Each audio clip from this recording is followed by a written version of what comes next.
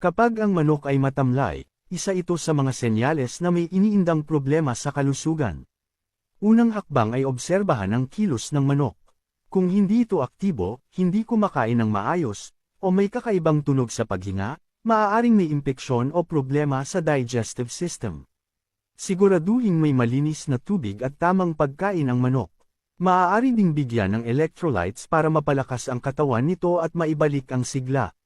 Kapag may nakitang pamamaga sa mata, tuka, o paligid ng ulo, maaaring senyales ito ng respiratory infection o bacterial infection. Malinis na kulungan at wastong bentilasyon ang susi para maiwasan ang ganitong kondisyon. Maaari ring gumamit ng antibiotic na naaayon sa rekomendasyon ng veterinaryo para maagapan agad ang impeksyon. Kung ang manok ay mayroong pagtatae na may kakaibang kulay tulad ng berde o may kasamang dugo, ito ay posibleng senyales ng coccidiosis o bacterial infection. I-isolate agad ang apektadong manok para hindi makahawa sa iba.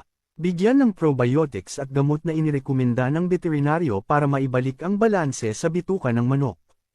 Ang panunuyo ng balat, pagkawala ng balahibo, at pangangati ay maaaring sanhi ng parasite infestation tulad ng kuto o mites. Gumamit ng natural na solusyon tulad ng neem oil o diatomaceous earth sa mga sulok ng kulungan at sa katawan ng manok para mawala